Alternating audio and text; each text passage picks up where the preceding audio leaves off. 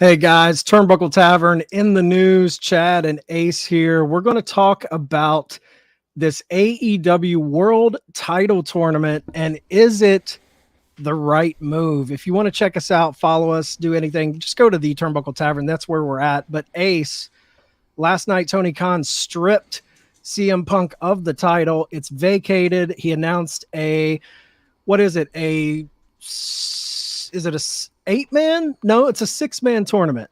Yep. A 6-man tournament. So what do you think about this? What were your initial thoughts?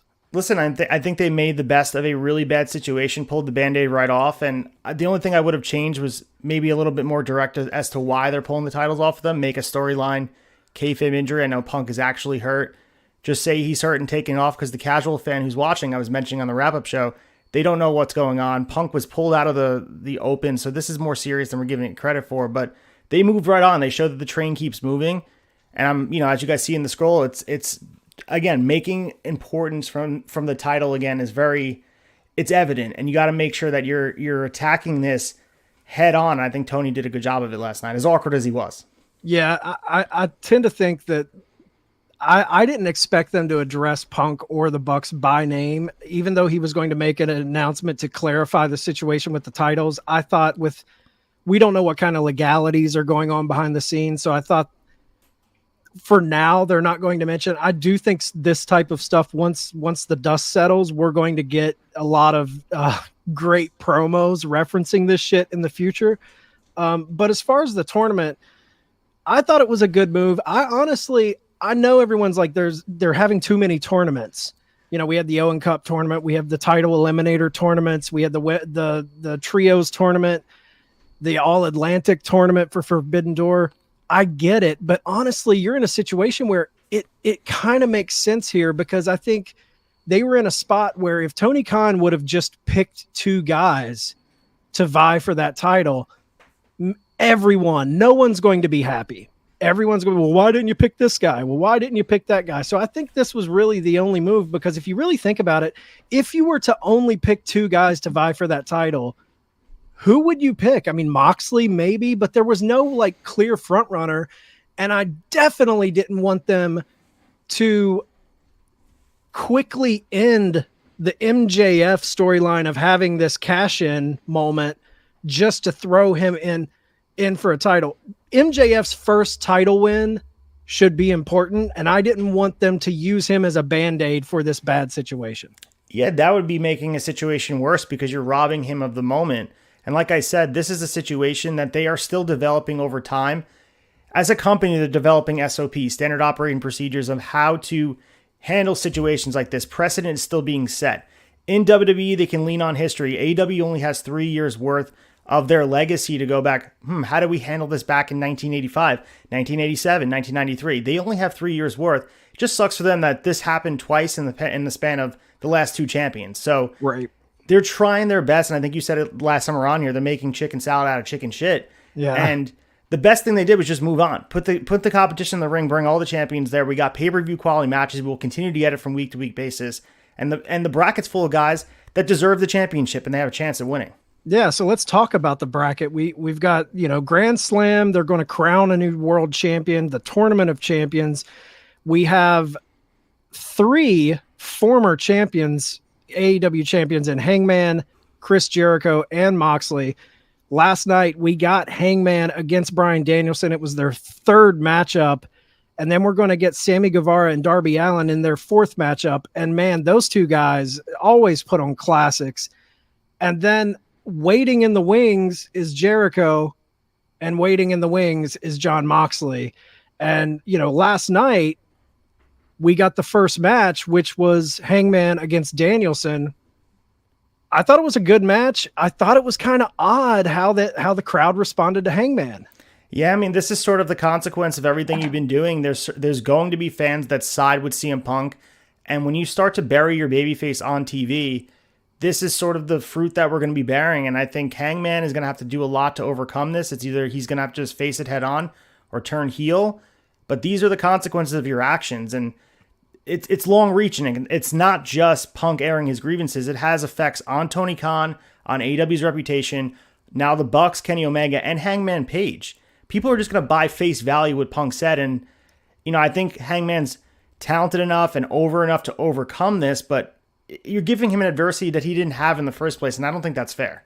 Right. And I mentioned it on the flagship podcast, how this was a very interesting kind of litmus test for how Tony was going to handle Hangman, because with him kind of caught in the middle of this CM Punk stuff, if you put Hangman over, it was almost like Tony Khan saying, hey, Hangman is the future of our company. We're going to push this guy. I don't care what Punk says. But if you have him not go over, it's almost like you're saying, hey, you did have a hand in this. Maybe you're not suspended. You weren't in this backstage brawl, but you did go into business for yourself and say this thing. So I can't put you over here. I don't think maybe that stuff didn't come into play, because I think it was a wise move to put Danielson ahead in this tournament, because it's a fresh body. And honestly, I'm hoping he takes the gold home. What do you think about Danielson in this tournament, moving on to face Chris Jericho? 100%. And I think a lot with Danielson is we felt he was about to have his moment, feuded with Kenny Omega when he was champion, and also feuded with Hangman when he was champion, and they never quite pulled the trigger. I'm one of the biggest Danielson marks here in the Tavern. He's one of my favorite wrestlers of all time, not just current day. So I think that moment seemed to have passed, and I think by serendipity, they were going to have Bryan Danielson as champion after all. And I think that will be the right decision. Hopefully there's no injury concerns with him. Now you have to worry yourself about getting a consistent champion, someone that can really hold it down. Moxley's been that person, but Danielson's got a clean bill of health. It seems like his brain scan came back okay. The concussion stuff is all right. Put the title on him. Let him just put on matches on pay-per-view. What we're missing is a champion that can go out there and have these matches and carry that belt with pride, like we got with Moxley, yes, like we got with Kenny Omega, also Jericho. That's huge. And I think Bryan Danielson can bring some prestige back up, because right now the prestige has been waning from week to week because of the Punk situation. Yeah, and I don't want Mox to trip and fall into a 3-time AEW champion. He kind of tripped and fell into his second, being a 2-time world champion. I want that third reign to feel earned and feel like he's really had a good long story leading up to getting that third title run. And I think Danielson is a guy who's so heralded as a champion in the business that you don't need a whole lot. Him winning a tournament to become champion totally makes sense. You don't have to have him in this feud to earn the title. And like you said, I completely agree. You have a cantankerous, kind of cancerous champion in Punk. We've seen what's kind of transpired with him holding the title. You put someone who is pretty much renowned and beloved in the industry, and he seems like a true locker room leader, from him kind of taking Jade Cargill under his wing, showing her the ropes. Him and Regal are always training young talent prior to Dynamite tapings.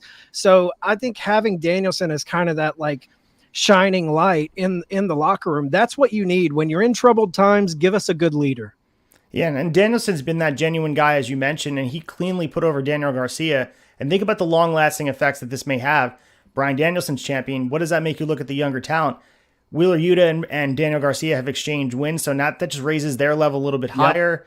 Yep. And then you also think about Wheeler Yuta taking Moxley to the level. Everyone's stocks get raised if you put the championship on Danielson. And also, Danielson can bring the best out of every wrestler, and you can't say that about a lot of different guys. Moxley can have this brawling style. Punk can go out there and hold his own.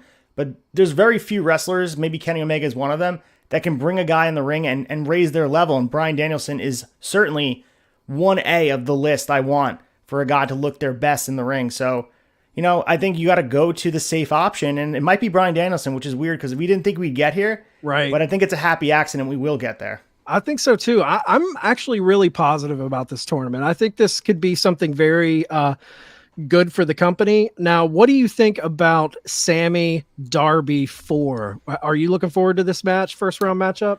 Oh, yeah. I mean, these guys are made for each other. They bump all over the place. We've seen them. Obviously, you mentioned this is the 4th time they're in the ring. 3 of the other matches have been absolutely amazing, usually surrounding the TNT title. This will be the highest stakes we've had. This is the first time both these guys are vying for the title at the same time. We've seen Sammy get a separate shot. We've seen Darby get a separate shot. Both, I think, when Jericho was champion and also when Moxley was champion. So these guys are future pillars of the company. I'm very happy that they put them in here because I didn't want someone random. I didn't want it to be a Dante Martin, a Wheeler Yuta, guys that have not been in the scene. Darby's ready to take that next step. And I think when you look at everybody in that tournament, I don't know if Darby's ready to carry the gold, especially in these tumultuous times right now. But Right. at the same time, both these guys are going to be future world champions as all things go well. You add them to the list of MJF and Jungle Boy. It's a nice flavor of everybody. You got the current status champions plus future champions. It's a good mix. And again, making the best of a bad situation. I agree, man. You've got 3 former champions, which adds credibility to the world title. You've got a perennial champion who's yet to capture that gold in Bryan Danielson. And then you have 2 young pillars of the company who have kind of just made their bones having kick-ass matches. The only person, if he was healthy and available, that could have maybe snuck into that Darby or Sammy spot for the hardcore fans would have been an Adam Cole. Oh, yeah. But outside of that, I think it's awesome. So holding your feet to the fire, Grand Slam, who's taking home the gold? I'm thinking we're going to get Bryan Danielson versus Jon Moxley, and that match sort of writes itself because they're tied together in the Blackpool Combat Club. They really have yet to lock up here in AEW in a significant way. So I think we're going to get, and I know people rip on dream matches and they don't want to just see these dream matches. This is truly one of those matches that will feel larger than life. And I know Grand Slam has been akin to a pay-per-view for them. They want to treat it like a big deal. And Jon Moxley versus Bryan Danielson for the championship certainly feels like a big deal. I don't like how we had to get there. I don't like the situations that led us here. But the culmination of it will be an exciting night of wrestling. Let's put some positivity in this and make Bryan Danielson and Jon Moxley tear the goddamn house down and put the world title back in its place. It needs to be held in high esteem. 100%. I mean, what's done is done. That's my motto. What's done is done. Now you got to work your way out of the hole. And there's not a lot of ways to work your way out of the hole without making a lot of people unhappy. You know, if you just pick 2 random guys, I don't think you would have split the fan base a lot, and there would have been a lot of bickering. I think this could set up an awesome Full Gear match between Bryan Danielson and MJF. That's a kind of a combo of guys that I don't think was right in our peripheral vision, but I'm all about that. I love the BCC element. They've had the match before, you know, that you had to bleed together, and then the BCC came out of that, and now they're back facing each other for a world title. I like that in the Daniel Garcia Wheeler Yuta thing. Wheeler Yuta kind of refused to shake the hand, and almost there was a little tiny hint of a beef between Danielson and Yuta in that moment. So I don't know if this is all going to culminate with maybe the Blackpool Combat Club having some issues with this possible world title match at Grand Slam. But any way you cut it, I think it's a step in the right direction. Is it the way we wanted to get here? Like you said, no, but you got to do something, man. And I'm all for the tournament. I think it's the only way to handle this situation. Yeah, and bigger picture, as you mentioned, MJF does not deserve to be hotshotted with the title. His moment doesn't deserve to be stolen from him. And if the plan was for him to go over in November at Full Gear, it has to be a coronation of sorts because he's their youngest future star, if not the most important star that's left in AEW to kind of get their shine. So you have to make sure that because of this Punk situation, you don't want to rush it because as we know, think about young prospects in baseball. I'm a huge baseball fan. If you have a guy get called up way too soon, he's a highly touted prospect, you could ruin the prospect by having him get called up way too early and he's not managed correctly. Right. MJF, it seems like he's going to get over no matter what and be the star he's going to be, but you want it to be in the best case scenario. You want him to win the championship in the biggest moment. It's going to be shown in highlight packages for however long AEW exists. Right. It's going to be one of those moments that's huge. You don't want it just to happen on a random Dynamite or on Grand Slam. It needs to be at Full Gear, at Double or Nothing, at All Out, and confetti falling down on pay-per-view. And I think, you know, out of all the guys that they've handled correctly, I think MJF has been expertly booked from his entry into the company until now. Don't mess that up, Tony Khan. Thanks for tuning in, guys. Tell us what you think about the tournament in the comments. Tell us who you think's going to win. Do you like the tournament? Do you think there's going to be any surprises? Let us know. Again, go check us out on the turnbuckletavern.com. We appreciate any of your guys' support. We'll be back at you with more in the news. See you next time.